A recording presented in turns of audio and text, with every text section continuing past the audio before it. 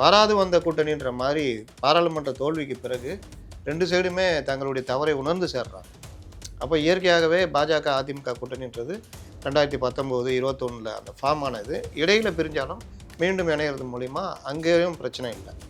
இல்லைங்க அவங்க இருந்தால் நல்லாயிருக்கும், ஒன்றுபட்ட கூட்டணி வேணும். அப்போ நீங்கள் பேசிக்கிங்க, நீங்கள் பேசிட்டு சொல்லுங்கள், நான் வந்து அதுக்கு சம்மதம். நீங்கள் பேச்சுவார்த்தை நடத்தி எங்களுக்கு ஒன்றும் ஆட்சேபனை இல்லை. அந்த அடிப்படையில் தான் விஜயிடமே பேச்சுவார்த்தை நடத்தப்படுகிறது. பேச்சுவார்த்தையினுடைய முழு விவரங்கள் பேச்சுவார்த்தை குழுவில் இருந்தவரே போய் எடப்பாடிக்கு சொல்கிறார். 2021 டிடிவிக்கு இருந்த மவுசு, இருந்த மாவட்ட செயலாளர்கள் 18 பேர், 18 இருந்த பலம் எல்லாம் அந்த பலம் எல்லாமே கொஞ்சம் கொஞ்சமாக கரைந்து அதிமுகவிலும் ஒரு சிலர் திமுகவிலும் சிலர் இறந்து போய் சிலர் வெளியே போய் இப்படி போய் செந்தமிழன் இன்னும் சிலரோட மட்டும் அவர் சுருங்கி போனார். டிடிவியை உள்ளே கொண்டு வந்ததுனால நீங்களே சொல்லுங்கள், கடந்த 2 நாட்களில் என்டிஏ பேசு பொருளாக மாறி இருக்கிறதா இல்லையா? கட்டாயம் மாறி இருக்கு. என்னதான் இவர்கள் ஜொல்லாவில் பழைய டிடிவி திட்டினது எல்லாம் எடுத்து போட்டாலும் பொதுமக்கள் மத்தியிலையும் மற்றவர்களுடையும் பேசு பொருள் ஸ்ட்ராங் ஆகிட்டாங்கப்பா. ஆதாயம் எதிர்பார்ப்பவர்கள் எப்படி வேணால் போகலாம், மாற்றிக்கலாம். இப்போ வைத்தியலிங்கம் சொல்கிறாரு, அண்ணா உருவாக்கிய தாய் கழகத்தில் இணைகிறேன்னு. அண்ணா உருவாக்கிய தாய் கழகம் தான் எம்ஜிஆரை விரட்டியது. அண்ணா உருவாக்கிய தாய் கழகம் தான் எம்ஜிஆரை நன்றி கட்டத்தனமாக அவரை அழிக்க பார்த்தது. அண்ணா உருவாக்கிய தாய் கழகமான திமுகவை அழிப்பது ஒன்றே தன்னுடைய லட்சியமாக எம்ஜிஆர் செயல்பட்டு அவர் இருக்கிற வரைக்கும் தோற்கடித்தார்.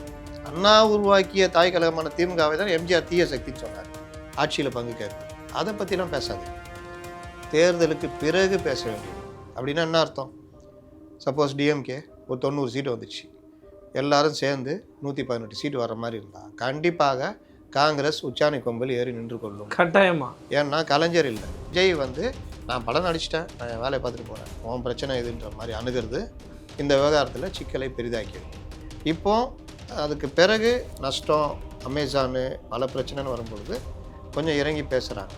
திருப்பரங்குன்றம் இஷ்யூ எனக்கு தெரிஞ்சு பெரிய கிளாஷாக மாறி இருக்க வேண்டியது. அதில் பிஜேபி லீடர்ஸும் சரி, தமிழக மக்களும் சரி, இஸ்லாமியர்களும் சரி ரொம்ப பொறுப்பாக நடந்துட்டாங்க. அதனால் அது ஒரு கிளாஷாக மாறலை. 1-2 பேர் எனக்கு என்னென்னு பேசுனாங்க, அதை கூட அவங்களுக்கு தெரியும், இவங்க எப்போவுமே அப்படி தான் பேசுவாங்க. திருமாவளவன் நேரத்துக்கு ஒன்று பேசக்கூடியவர், சமீப காலமாக அதிகமான குழப்பத்தோடு பேசிகிட்டு இருக்காரு. தூய்மை பணியாளர்களை நிரந்தரப்படுத்தக்கூடாதுன்னு சொல்லிட்டு மறுநாள் நான் அப்படி சொல்ல வேறு மாதிரின்னு சொன்னோம். ஒவ்வொரு விவகாரத்துலேயுமே அவர் அப்படி தான். ஐயா ராமதாஸ் விவகாரத்தில் திருமாவளவனுக்கே தெரியும் அது பாமக இல்லை, பாமகனா அன்புமணிகிட்ட தான் இருக்குது, மாம்பழ சின்னமும் அங்கே தான் இருக்குது.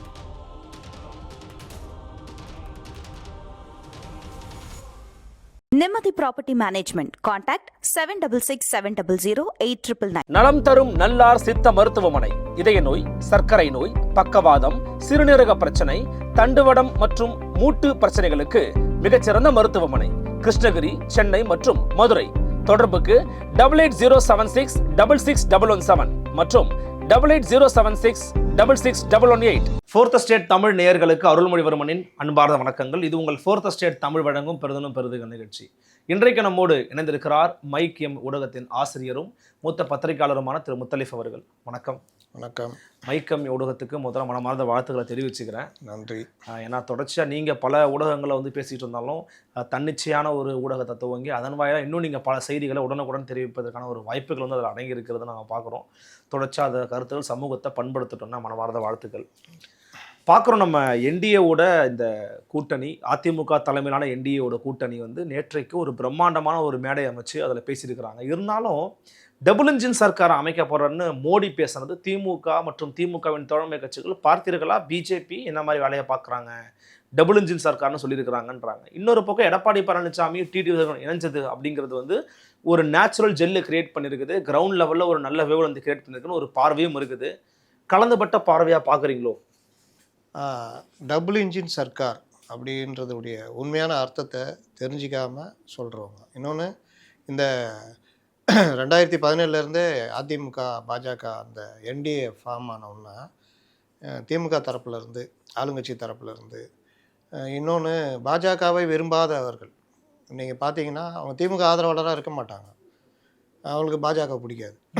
அதே மாதிரி தோழமை கட்சியில் இருப்பாங்க, சிபிஎம் சிபிஐ இவங்களாம், அவங்களுக்கு பாஜக பிடிக்காது. இப்போ இவர்கள் எல்லோரும் சேர்ந்து ஒரு கருத்தை உருவாக்குனாங்க, இது வந்து அதிமுக வந்து பாஜக கபலீகரம் செய்கிறது. இப்போவும் திருமாவளவன் சொல்லிட்டு இருக்காரு, இங்கே அவர்கள் வீழ்த்தப்படுவார்கள், அவர்களை கபலீகரம் பண்ணுவாங்கன்னு திருமாவளவன் உட்பட சொல்லிட்டு இருக்காங்க. ஆனால் நடைமுறையில் நடப்பது என்ன? 90 சீட்டு கேட்டதில் 20 சீட்டு கொடுக்குறாரு. டிடிவியை சேர்த்துக்கலான்னு சொன்னதில் சேர்த்துக்க முடியாதுன்றாரு. ஓபிஎஸ்ஸை மேலேருந்து திணிச்சு உள்ளி குட்டி கலாட்டம் பண்ணும் பொழுது ஓபிஎஸ்ஸை தட்டி வெளியில் அனுப்புகிறாங்க. இப்படி ஒவ்வொரு இடத்துலையும் பாஜகவுக்கு பதிலடியாக அதிமுக ஸ்ட்ராங்காக நின்று இன்றைக்கி அவர்கள் இறங்கி வர லெவலில் தான் இருக்குது. எடப்பாடியை இவர்கள் ஓபிஎஸ் மாதிரியோ செங்கோட்டையன் மாதிரியோ எடை போட்டது தப்புன்றது இந்த இடத்துல நிரூபணம் ஆகுது. இன்னொரு பக்கம் வராது வந்த கூட்டணின்ற மாதிரி பாராளுமன்ற தோல்விக்கு பிறகு 2 சைடுமே தங்களுடைய தவறை உணர்ந்து சேர்றாங்க. அப்போ இயற்கையாகவே பாஜக அதிமுக கூட்டணின்றது 2019, 21 அந்த ஃபார்ம் ஆனது இடையில் பிரிஞ்சாலும் மீண்டும் இணையிறது மூலிமா அங்கேயும் பிரச்சனை இல்லை. குறிப்பாக அண்ணாமலை நகர்த்தப்பட்டு நயினார் வந்த பிறகு இயல்பாகவே அவர் மத்தியில் ஒரு இது இருக்குது. அதே மாதிரி இப்போ விஜய் கூட பேசுவதாக இருக்கட்டும், மற்ற தலைவர்கள்ட்ட பேசுவதாக இருக்கட்டும், இப்பொழுதும் ஒரு குற்றச்சாட்டு வைக்கப்படுகிறது. பாஜக தான் இந்த கூட்டணியை ஒருங்கிணைச்சு பண்ணிக்கிட்டு இருக்கிறாங்க, அப்போ அவங்க தானே முன்கை எடுக்கிறாங்கன்னு, அவங்க தலைமையில் அவங்க தான் இருக்கிறாங்கன்னு. ஆனால் நடக்கிறது என்னன்னா, சில விஷயங்கள் எங்களுக்கு தேவையில்லை. இல்லைங்க, அவங்க இருந்தால் நல்லாயிருக்கும், ஒன்றுபட்ட கூட்டணி வேணும். அப்போ நீங்கள் பேசிக்கிங்க, நீங்கள் பேசிட்டு சொல்லுங்கள், நான் அதுக்கு சம்மதம். நீங்கள் பேச்சுவார்த்தை நடத்தி எங்களுக்கு ஒன்றும் ஆட்சேபணம் இல்லை. அந்த அடிப்படையில் தான் விஜயிடமே பேச்சுவார்த்தை நடத்தப்படுகிறது. பேச்சுவார்த்தையினுடைய முழு விவரங்கள் பேச்சுவார்த்தை குழுவில் இருந்தவரே போய் எடப்பாடிக்கு சொல்கிறார், விலைக்கு சொல்கிறார், இந்த மாதிரிலாம் பேசணும்னு. அப்போ இந்த மாதிரி விவகாரங்கள் ஒவ்வொரு விவகாரத்துலையும் டிடிவி கண்டபடி பேசுகிறார். தூக்கு மாட்டிக்குன்ற லெவலுக்கு போகிறார். தூக்கில் தொங்குவாங்க நான் அப்படின்னு போகிறாரு. ஆனாலும் அதிமுக மௌனம் காக்கிறது. கூட்டணி சேராதுன்னு இங்கே எல்லாம் உருட்டினாங்க. ஏன்னா இது சொன்னாங்கன்னா, அதிமுக பற்றிய ஒரு உளவியல் தாக்கத்தை இவர்கள் உருவாக்குறாங்க. எப்படின்னா, பிரில்லியன்ட் இவங்க எப்போல்லாம் ப்ரில்லியண்ட்டாக குழி வெட்டுறாங்களோ சில சமயம் அவங்களே அதில் விழுந்துடுறாங்க. ப்ரில்லியண்ட்டாக ஒரு குழி வெட்டுறாங்க. என்ன? தென் மாவட்டங்களில் டிடிவி, சசிகலா, ஓபிஎஸ் வெளியே வந்துட்டாங்க. இனி அதிமுக அங்கே ஒன்றுமே இல்லை, முடிஞ்சது கதை அப்படின்ற ஒரு கருத்தை உருவாக்குறாங்க. பெரிய அளவில் மக்கள்கிட்ட, பத்திரிகையாளர் மதியில், எல்லாரும் மதியில், ஆமாங்க ஏடிஎம்கே ஒன்றும் இல்லை, அதில் பகுதி அளவு கூட உண்மை இல்லையாங்க, அவங்களுக்குன்னு ஒரு வாக்கு வங்கி, ஒரு கிரெடிபிலிட்டி இருக்குதானே இருந்தது. 25 தொகுதிகளில் அதிமுக இழந்தது. ஆனால் 2021 டிடிவிக்கு இருந்த மவுசு, இருந்த மாவட்ட செயலாளர்கள் 18 பேர், 18 இருந்த பலம் எல்லாம், அந்த பலம் எல்லாமே கொஞ்சம் கொஞ்சமாக கரைந்து அதிமுகவிலும் ஒரு சிலர் திமுகவிலும் சிலர் இறந்து போய் சிலர் வெளியே போய் இப்படி போய் செந்தமிழன் இன்னும் சிலரோட மட்டும் அவர் சுருங்கி போனார். பாண்டி உளவியல் தாக்கமாக ஒரு கருத்தை இவர்கள் உருவாக்குறாங்க. அது எடுப்படுது. அதில் தான் அமித்ஷா கை வைக்கிறார். ஏன்னா சொல்லுவாங்கள்ல, நீ பேட்னா நான் உன்னுடைய டேடுன்னு, அந்த மாதிரி நீங்கள் பேடாக இருந்தால் உங்களுடைய டேடு. பல மாநிலங்களில் ஒர்க் பண்ணி வந்தவங்க, லேட்டஸ்ட்டாக பீகார் எளியும் பூனையமாக நின்ற சிராக் பஸ்வானியும் நிதிஷையும் ஒன்றிணைத்து தேர்தலை சந்தித்து பெருவெற்றி பெற்று, பிறகு சட்டமன்ற தேர்தலில் அந்த கூட்டணியை தொடர வைத்து அதிலும் பெருவெற்றி பெற்று, அதற்கு பிறகு அவருடைய அமைச்சர்களே சிராக் பஸ்வான் ஆளை உள்ள திணிக்கிற அளவுக்குன்னா எந்த அளவுக்கு ஒர்க்குன்னு பார்த்துக்கலாம். பார்லிமெண்ட் வெஸ்ட் பெங்காலை குறி வைக்கிற நேரத்திலேயே நிபினை கொண்டு வராங்க. நிபின் யாருன்னா, வெஸ்ட் பெங்காலில் பெருவாரியாக இருக்கின்ற ஒரு சமூகத்தை சேர்ந்தவர் நிபின். இங்கே வன்னியர் இந்த மாதிரி ஒரு இதில் அவர் ஒரு நிபின். அவர் அந்த சமூகம் திரிணாமுல் காங்கிரஸுக்கு பெரும் பலம். அங்கே கை வைக்கிறாங்க, நிபினை போடுறாங்க. ஏற்கனவே 44%, 48% நெருக்கி நின்றுட்டு இருக்கிறாங்க. பார்லிமெண்ட்டில் தான் கொஞ்சம் பின்வாங்குச்சு. அப்போ இந்த விவகாரத்தில் ஆட்சியை பிடிக்கணும் அப்படின்றதுல அங்கேயும் வேகமாக போகிறாங்க. தமிழ்நாட்டில் என்ன பிரச்சனை? இந்த உளவியல் தாக்கங்கள், இந்த மாதிரி பிரச்சனை சிதறி கிடக்கிறது. அப்போ அந்த வேலை பண்ணி டிடிவியை உள்ளே கொண்டு வந்ததுனால நீங்களே சொல்லுங்கள், கடந்த 2 நாட்களில் என்டிஏ பேசு பொருளாக மாறி இருக்கிறதா இல்லையா? கட்டாயம் மாறி இருக்கு. என்னதான் இவர்கள் ஜொல்லாவில் பழைய டிடிவி திட்டினது எல்லாம் எடுத்து போட்டாலும் பொதுமக்கள் மத்தியிலையும் மற்றவர்களுடையும் பேசு பொருள் ஸ்ட்ராங் ஆகிட்டாங்கப்பா. இன்னொன்று, எடப்பாடி போய் வழிமறிச்சு இருங்க நான் சொல்கிறாங்க அப்படின்னு போய் வைகோ பேசுறதை எடுத்து பேசுகிறாரு அவர். அப்போ நம்ம அதுக்கு அர்த்தம் வரலாம். நீங்கள் சொல்கிறதுலாம் அரசியலில் சாதாரணமாப்பா கதை தான். இல்லை, அதை டிடிவி கூட டிஃபெண்ட் பண்ண முடியாமல் அவர் முன்றதுக்குள்ளே இருங்க நான் பேசுகிறாங்கன்னு இவர் எடுத்து பேசுகிறார் எடப்பாடி. கமலஹாசன் பேசாத பேச்சா? டிவியை வேற உடைச்சது போன்ற தோற்றத்தை நம்மள்ட்ட உருவாக்குனார். சினிமாக்காரில் டம்முன்னு சவுண்டு மட்டும் தான் கேட்கும். ஆனால் அவர் அப்போ இது அரசியலில் சாதாரணம். நாம சொல்கிறது அது இல்லை. ஒரு உளவியல் தாக்கத்தை உருவாக்குன அந்த உளவியல் தாக்கம் இன்றைக்கி சேர்ந்த உடனே அதுவே இவர்களுக்கே பேக் ஃபயர் ஆகிடுச்சு மாதிரி. அப்போ ஏடிஎம்கே நல்லா ஸ்ட்ராங்காக இருக்குது, எல்லாரும் ஒன்று சேர்ந்துட்டாங்க. கூடுதலாக திருமதி சசிகலாவை வாய்ஸ் கொடுக்க வைக்கிறதுக்கான முயற்சிகளும் போய்கிட்டு இருக்குது. இப்போ அவங்க ஏற்கனவே சொல்லிட்டாங்க, அதிமுக ஆட்சியை பிடிக்கணும், அம்மாவுடைய ஆட்சி வரணும், தீய சக்தி திமுக வீழ்த்தப்படணும், அதற்கு எல்லோரும் ஒன்றா இருக்கணும், நான் அதற்கான வியூகங்களை வகுப்பேன்ருக்காங்க. அந்த வியூக வகுப்பு அப்படின்னா வகுப்பது என்பதென்றால் வாய்ஸ் கொடுப்பதாக இருந்தால் அதுவும் அதிமுகவுக்கு கூடுதல் பலம். ஓபிஎஸ் நேற்று வரையிலும் அப்படி இப்படி இருந்தவர் இன்றைக்கி கொஞ்சம் இறங்கியிருக்காரு. இதில் டிடிவி பேசின பேச்சு, அவர் எங்களுடைய சகோதரர் வரணும்னு கிட்டத்தட்ட நாளை நமதே பாட்டு பாட்டாங்க, நாளை நமதே அப்படின்னு. அப்போ இது என்ன ஆகுதுன்னா ஒரு ஜெல்லாகிற கூட்டணியாக மாறிடுச்சு. பொதுவாக தலைவர்கள்ட்ட தான் ஈகோ சண்டை, கீழெல்லாம் பார்த்தீங்கன்னா எல்லோருமே ஏடிஎம்கேக்காக வேலை செஞ்சவங்க. அப்போ அவங்களுக்குள்ளே பிரிஞ்சு நிற்கும் பொழுது அவர்களுக்கு திமுகவில் போகிறது எண்ணம் யாருக்குமே இல்லை. குன்னம் ராமச்சந்திரன் மிகப்பெரிய உதாரணம். ஆதாயம் எதிர்பார்ப்பவர்கள் எப்படி வேணால் போகலாம், மாற்றிக்கலாம். இப்போ வைத்தியலிங்கம் சொல்கிறாரு, அண்ணா உருவாக்கிய தாய் கழகத்தில் இணைகிறேன்னு. அண்ணா உருவாக்கிய தாய் கழகம் தான் எம்ஜிஆரை விரட்டியது. அண்ணா உருவாக்கிய தாய் கழகம் தான் எம்ஜிஆரை நன்றி கெட்டத்தனமாக அவரை அழிக்க பார்த்தது. அண்ணா உருவாக்கிய தாய் கழகமான திமுகவை அழிப்பது ஒன்றே தன்னுடைய லட்சியமாக எம்ஜிஆர் செயல்பட்டு அவர் இருக்கிற வரைக்கும் தோற்கடித்தார். அண்ணா உருவாக்கிய தாய் கழகமான திமுகவை தான் எம்ஜிஆர் தீய சக்தின்னு சொன்னார். அண்ணா உருவாக்கிய தாய் கழகமான திமுகவை தான் ஜெயலலிதா வழிமொழிந்து எம்ஜிஆரை விட அதிக வெற்றியை பெற்று ஓரம் உட்கார வச்சாங்க. அது எல்லாத்தையும் அனுபவிச்சுட்டு புது வியாக்கியானம் கொடுக்குறாங்க. இவர்களை அதிமுக தொண்டர்கள் ஏற்றுக்கொள்ள மாட்டார்கள். எப்படி திமுக தொண்டர்கள் மட்டத்தில் அதிமுக மேலே வெறுப்பு இருக்கோ அதை விட கூடுதலான வெறுப்பு அதிமுகவினர் மத்தியில் இருக்கும். அப்போ என்னதான் இது நீங்கள் திட்டிக்கிட்டாலும் இது பண்ணாலும் பங்காளி சண்டைங்க, நாங்கள் இருவரும் ஜெயலலிதாவின் பிள்ளைகள், நாங்கள் ஒன்று சேர்ந்துருக்கோன்றப்போ கீழே அதை விட உணர்ச்சி வயப்பட்ட ஒரு இது ஜெல்லாகிற ஒரு கண்டிஷன் நடக்குது. இதுதான் பேசு பொருளாக மாறி இருக்கிறது. இதில் டபுள் இன்ஜின் சர்க்கார் அப்படின்னா மத்தியிலும் மாநிலத்தில் ஆளும் அரசுகள் ஒத்திசைந்து இருக்கிறது. அதுதான் டபுள் இன்ஜின் சர்க்கார். இதில் இன்னொரு அர்த்தமாக வச்சுக்கலாம், அங்கேயும் பாஜக ஆட்சி இங்கேயும் பாஜக ஆட்சினா டபுள் இன்ஜின் சர்க்கார். இங்கே அது நடக்க வாய்ப்பு இல்லை. நான் அடிக்கடி சொல்கிறது, திமுகவோ அதிமுகவோ தனி பெரும்பான்மை வந்துட்டாங்கன்னா கூட்டணி பேச்சுக்கே இடமில்லை. இல்லை இப்போ டிடிவியோ அல்லது பாஜகவோ அல்லது பாமகவோ கூட்டணி ஆட்சி இடம்பெறாதுன்றீங்க? இடம்பெற வாய்ப்பே இல்லை. தனி பெரும்பான்மை வந்தால் இடம்பெறுவதற்கு அது தெரிஞ்சதாக இருக்கிறாங்க கூட்டணியில், எல்லாருக்கும் தெரியும். யாருமே யாராவது பேசுனாங்களா? இப்போ இவங்களுக்கே காங்கிரஸ் கார்கே என்ன சொல்லி அமைச்சிருக்காரு, சிதம்பரம் அவர் கொண்டு எல்லாம் போனோடனே திட்டிருக்காரு எல்லாரையும். உங்களை நான் கூட்டணி பற்றி பேச சொன்னேன்னா, ஆட்சியில் பங்கு அதிகார பகிர் கேட்க சொன்னேன்னா, உங்களை எதாவது பண்ண சொன்னேன்னா, கட்சியே வளர்க்குற வேலையை விட்டு எல்லா வேலையும் பார்த்துன்னுக்குறீங்க. திமுகவோட கூட்டணி இல்லைன்னு நம்ம எதாவது சொன்னோமா, இல்லை தாவேக கூட எதாவது பேச சொன்னோமா அப்படின்னு யாரும் பேசல, மௌனமாக இருந்திருக்காங்க. அப்புறம் சொல்லுங்கள், யாருக்கு திமுக வேணான்னு கை தூக்குங்க அப்படின்னா ஒருத்தர் கை தூக்கலை. சரி, ஒவ்வொருத்தராக கருத்தை சொல்லுங்கன்னு தனியாக கூப்பிட்டு கேட்டிருக்காங்க. அதில் சிலர் நம்ம கூடுதல் இடம் கேட்கணும், அது நியாயமான கோரிக்கை தான், அதை கேட்க தான் போகிறோம். ஆட்சியில் பங்கு கேட்கணும், அதை பற்றிலாம் பேசாதீங்க. தேர்தலுக்கு பிறகு பேச வேண்டியது. அப்படின்னா என்ன அர்த்தம்? சப்போஸ் டிஎம்கே ஒரு 90 சீட்டு வந்துச்சு, எல்லாரும் சேர்ந்து 118 சீட்டு வர மாதிரி இருந்தால் கண்டிப்பாக காங்கிரஸ் உச்சாணி கொம்பில் ஏறி நின்று கொள்ளும். கட்டாயமா. ஏன்னா கலைஞர் இல்லை,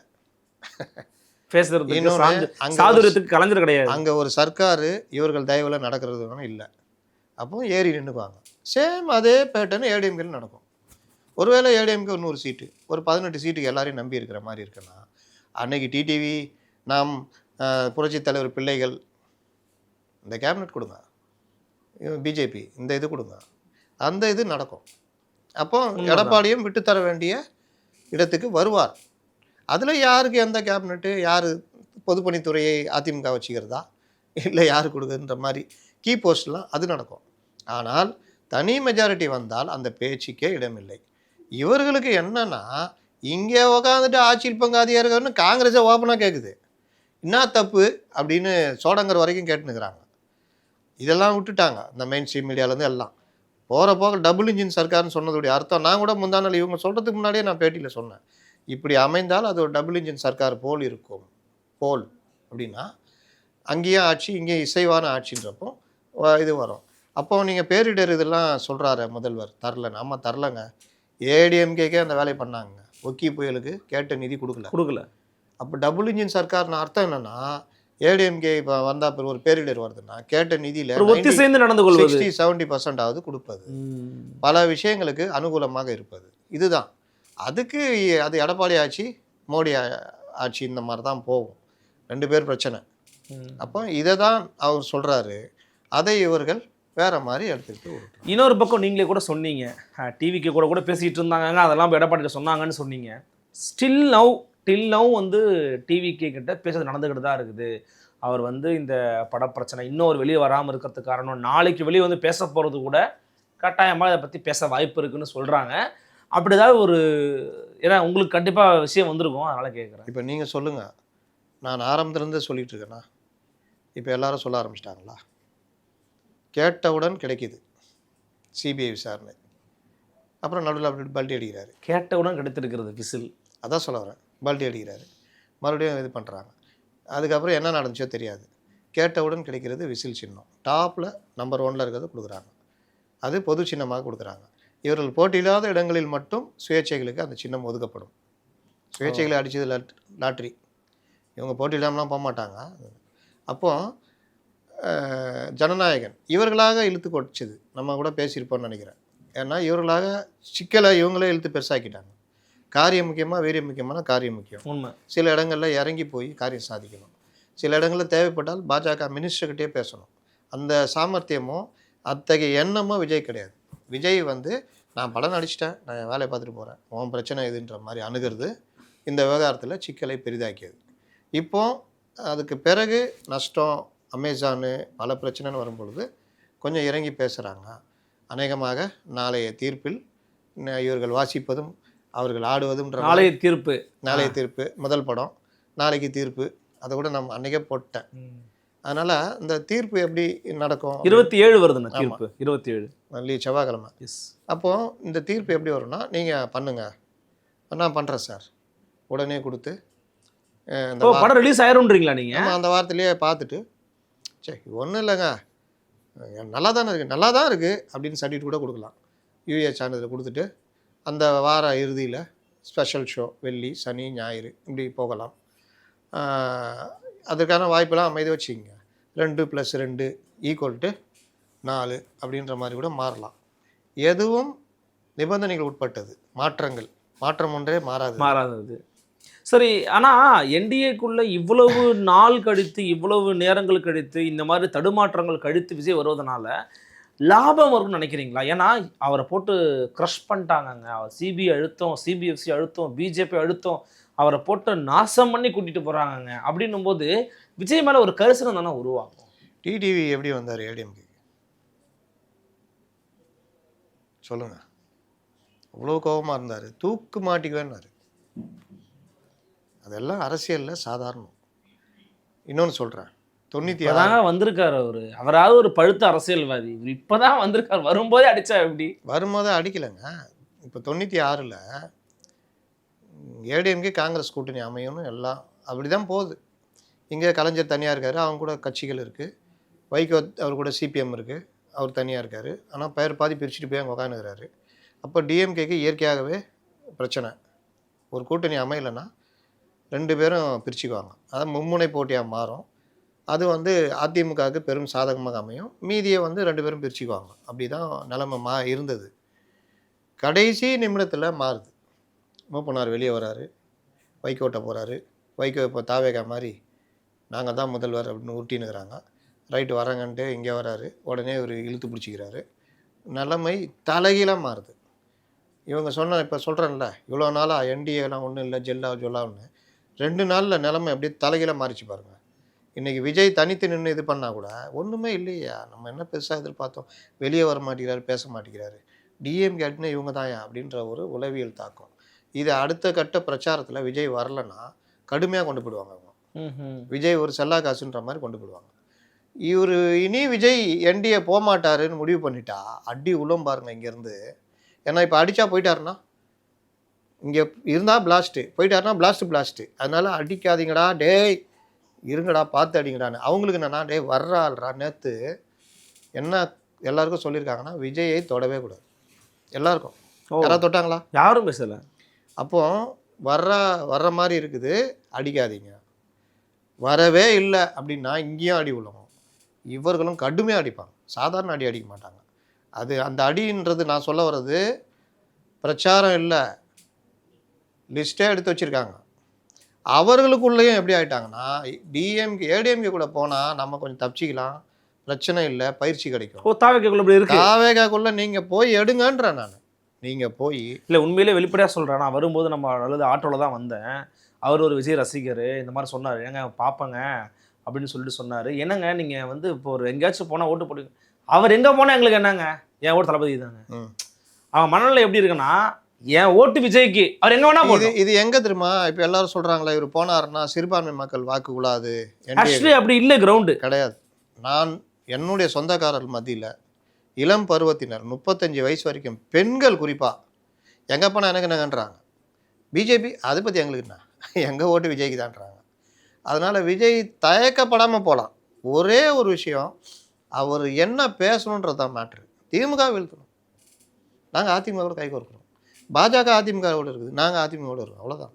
மாறுபட்ட கருத்துக்கள் இருக்கும், ஒரு ஒற்றை கோரிக்கையில் நாங்கள் ஒன்றிணைகிறோம், அவ்வளோதான். இதில் பிரச்சனையே வராது. யாருக்கும் பெருசாக ஒன்றும் இது பண்ணலாம் நினைக்க மாட்டாங்க. கலைஞர் பண்ணியிருக்காருல்ல, ஜெயலலிதா பண்ணியிருக்காங்கல்ல. இருந்தாலும் அவர் கொள்கை எதிரின்னு அறிவித்த பிறகு அங்கே போய் சேர்றதுங்கிறது கலைஞர் அதுக்கு அண்ணன் திருமாவளவன் இப்போ அண்மையில் ஒரு விளக்கம் கொடுத்தாரு. என்ன சொல்லுங்க, என்ன சொன்னாருன்னா, அன்றைய காலகட்டத்திலலாம் தமிழ்நாட்டில் திமுகவோட பிஜேபி ஒரு கட்சி கூட்டணி வச்சதுங்கிறது எவனுக்குமே தெரியாது, நாம போய் கூட வந்து கூட யாருக்கும் தெரியாது. இன்னொன்று, சீமான் அவர்கள் வந்து சொன்னாரு, மங்களூர்ல எங்க அண்ணா ஓட்டுல ஒரு பாஜக ஓட்டு இல்லை அப்படின்னு கேட்டாரு. அதுக்கு பதில் சொல்லியிருக்கிறாரு, மங்களூர்ல எனக்கு பிஜேபி காரன் படம் ஒருத்தர் சொல்றாரு, யாருப்பா ஓட்டு போட்டா, அங்க ஒருத்தவங்க கூட பிஜேபி காரன் கிடையாது. ஏன்னா நீங்க பிஜேபியே கிடையாது தமிழ்நாட்டுல. நான் போய் சொன்ன வேணாங்க வரமாட்டேன்னு சொன்ன கலைஞர் தான் சொன்னாரு, திமுகவோட விசிக கூட்டணியில் இருக்கு, திமுக தான் பிஜேபி கூட இருக்கு, நீ கவலைப்படாதப்பான்னு சொன்னாரு. கொடுத்தாரு. டபுள் டிஜிட் ஜெயிச்சாங்களா இல்லையா பிஜேபி எம்எல்ஏக்கள்? ஜெயிச்சாங்களா இல்லையா? எம்பிகள் 4 எம்பியே நம்ம ஜெயிச்சாங்களா இல்லையா? இல்லாமல் ஜெயிச்சாங்க. சரி, ஒன்றுமே இல்லைல்ல, ஏன் பேரை கெடுத்துட்டு கலைஞர் போய் சேரணும்? இதான் ஒன்றுமே இல்லையப்பா, எதுக்கு பேரை கெடுத்துட்டு போய் சேர்ந்தீங்க? தவறானா அப்போ உண்மைக்கு புறமானதுன்றீங்களா? வேற என்னங்க, அன்னைக்கு தேவை இருந்தது, இவர் போய் சேர்ந்தார். அவங்க அப்படி விட்ட உடனே இவர் டம்மாலும் கை கோத்துக்கினார் கலைஞர். ஜெயலலிதா சேரல, ஜெயலலிதாக்கு ஏதாவது தேவை இருந்ததா? அவங்களுக்கும் வந்து பிஜேபி ஒன்றுமே இல்லையா? அன்னைக்கு இருந்த லெவலில் பிஜேபி லெவலில் இருந்தது, இன்றைக்கி இருக்கிற லெவலில் இன்றைக்கி மாறி இருக்கு. பிஜேபியுடைய பற்றிய தமிழ்நாட்டுடைய மக்களுடைய பார்வை மாறி இருக்கா இல்லையா? இத்தனை வருஷத்தில் 11% ஏன் வந்தது? மாறி இருக்கா இல்லையா?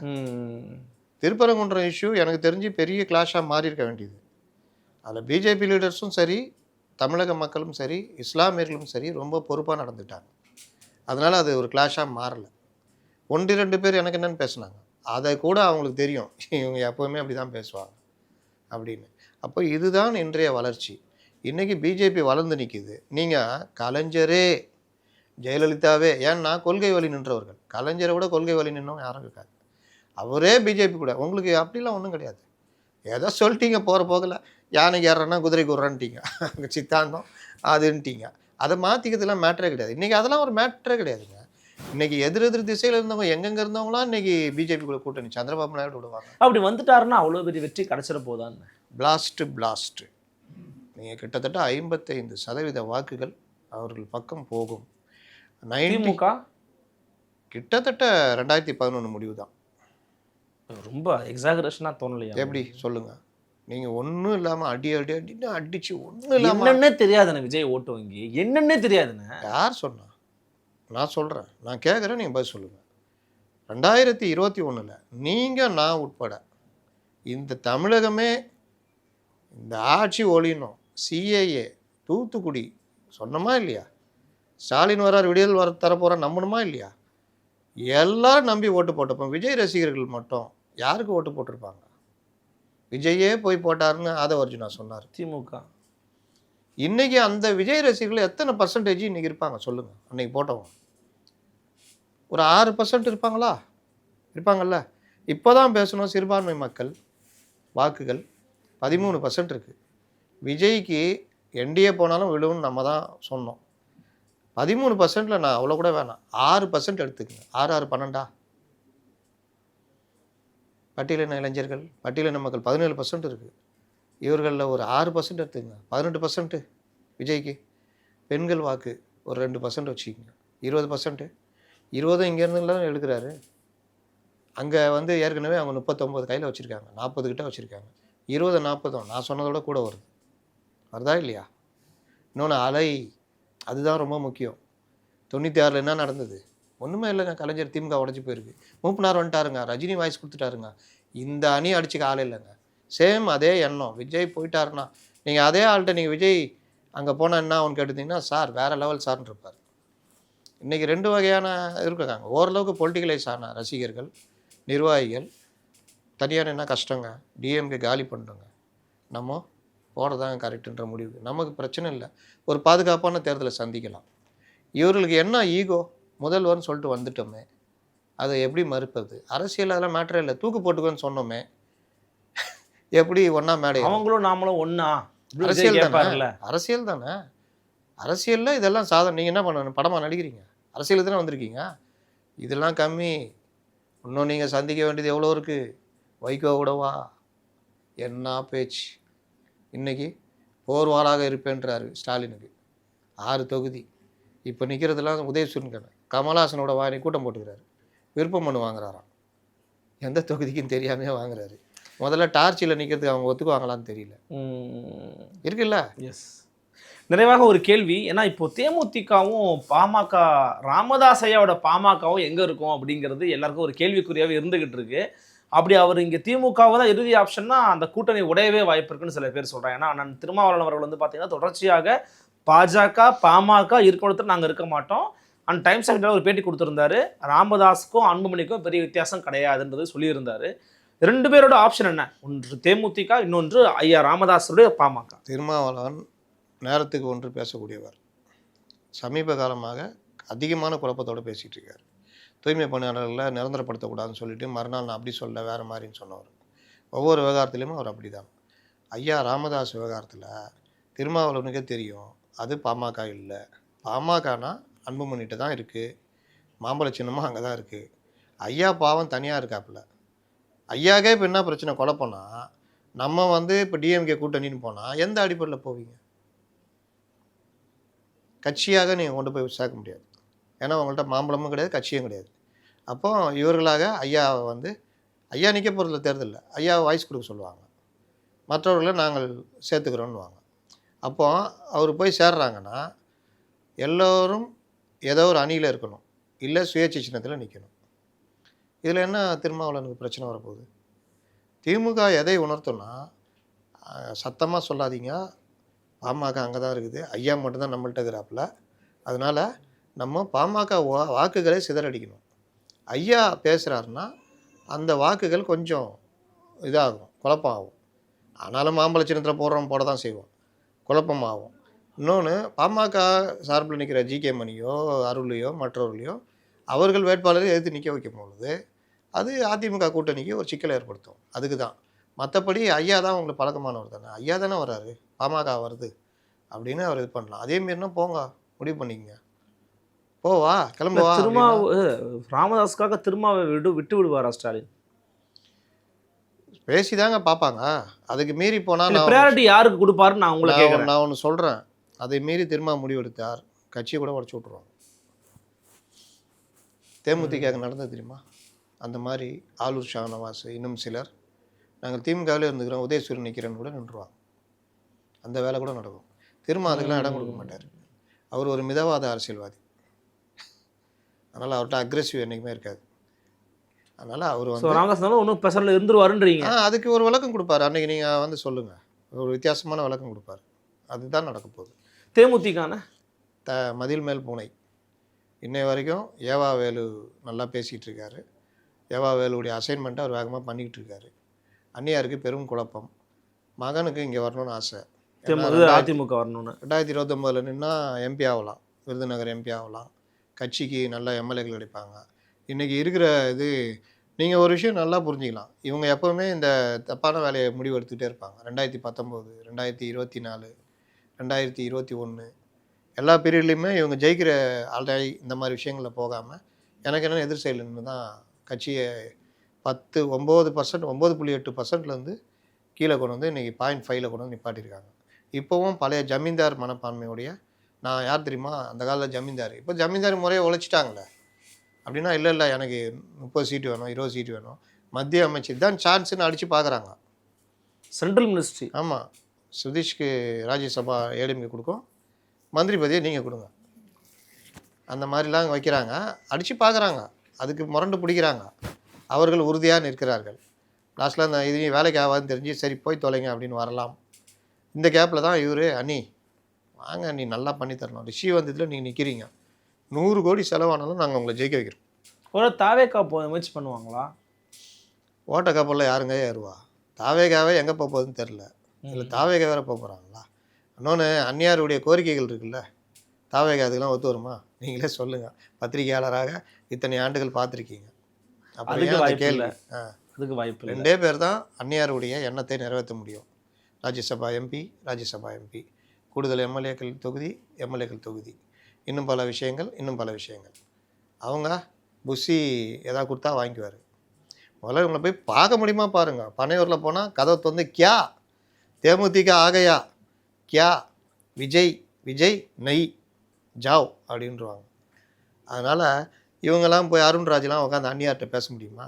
வாய்ப்பு இல்லை. தூக்கி போட்டு மிதிச்சிருவாங்க. யாரும் அவங்கள்ட்ட போய் நிற்க முடியாது. அப்போ இந்த மாதிரி பிரச்சனைலாம் இருக்குது. அதனால் அவங்க வந்து ஏடிஎம்கேவோ டிஎம்கேவோன்னு அறிவிச்சிருவாங்க. முடிவு எடுத்து விட்டேன். பத்திரிகையாளர்கள், அண்ணி முடிவு எடுக்கிறேன்னு நீங்களே எடுத்துட்டீங்களா? முடிவு எடுத்து விட்டேன். அப்போ சொல்லுங்கள் முடிவு எடுத்து விட்ட அந்த முடிவை எப்போது சொல்வது என்று முடிவு செய்து பின்னர் உங்களுக்கு அந்த முடிவை நான் உங்களை கூப்பிட்டு நான் தெரிவிக்கிறேன். எத்தனை முடிவுடா அப்பா அப்படின்ட்டு. இந்த முடிவுக்கு ஒரு முடிவு கிடையாது, முடிவுக்கு முடிவே இல்லையா அப்படின்னு. முடிவுக்கு முடிவு ஏது அப்படின்றாங்க, இன்டெஃபினிட் அப்படின்றாங்க. அதனால் அண்ணியை பார்த்தாலே இனிமேல் ஓட தயாராகிட்டாங்க இவங்கெல்லாம். எப்படியும் எடுத்து தானே ஆகும். ப்ராபபிலிட்டி எப்படி பார்க்குறீங்க? இந்த பக்கம் மேக்ஸிமம் வாய்ப்பு இருக்குன்னு நினைக்கிறீங்க? எனக்கு அவங்க என்டிஏ பக்கம் தான் வரணுன்றது தான், வருவாங்கன்றது தான் இது. ஆனாலும் நம்ம ஏவா வேலு பெரிய ஆள் இல்லை, சொந்தக்காரங்களாம் வேறு இருப்பாங்க. இன்னொன்று அந்நியாரை நம்ப முடியாதுல்ல. காற்றடிக்கும் போது பொறி வைப்பாங்க, மழை பெய்யும் போது உப்பு வைப்பாங்க. அதனால் அந்நியார், வைகோ, இப்போ லேட்டஸ்ட்டாக ஐயா ராம்தாஸ், சொல்ல முடியாது நாளைக்கு நம்ம விஜய், இவங்க எல்லாமே எப்போவுமே இந்த மாதிரி முடிவெடுக்க வாய்ப்பு இருக்குது. பல விதமான கருத்துக்கள் ரொம்ப யதார்த்தமாக எளிமையாக மக்களுக்கு புரியுற மாதிரி பகிர்ந்துக்கிட்டிங்கன்னா மிக்க நன்றி. நன்றி. மீண்டும் சந்திக்கலாம். வணக்கம்.